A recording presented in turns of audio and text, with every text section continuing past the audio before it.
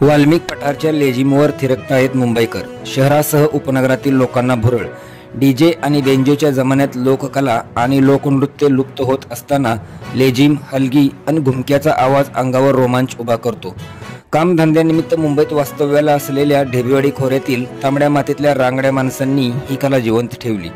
त्यांच्या वाल्मिक पठार लेझिम पथकाने आपल्या कलेने मुंबई शहर आणि उपनगरातील लोकांना भुरळ पाडले आहे. पाटण तालुक्यातील वाल्मिक पठार अनेक वैशिष्ट्यपूर्ण बाबीमुळे आपले वेगळेपण टिकवून आहे. ढेबेवाडी विभागीय बहुसंख्य लोक नोकरी व्यवसायाच्या निमित्ताने मुंबईत स्थिरावले आहेत, पण त्यांनी संस्कृती आणि लोककला जपण्यासाठी 2 वर्षापूर्वी भाऊ जाईगडे, रमेश काटकर, शंकर काटकर, महेश काटकर, चंद्रकांत काटकर, अनिल मोहिते, प्रकाश कंक, मारुती असवले, अविनाश काटकर, निवास काटकर, सुनील आलेकर, यशवंत भालेकर, राम आलेकर, सुभाष काटकर, मोहन असवले, अशोक भिलारे आदींनी एकत्र येऊन मुंबईत लेझिम पथक तयार केले. सध्या या पथकात 12 ते 60 वयोगटातील 58 जणांचा सहभाग आहे. काळी पॅन्ट, पांढरा सदरा आणि फेटा असा पथकाचा पेहराव आहे. वाल्मिक पठार लेझिम पथकाच्या अनोख्या तालाची मुंबईकरांना भुरळ पडली आहे.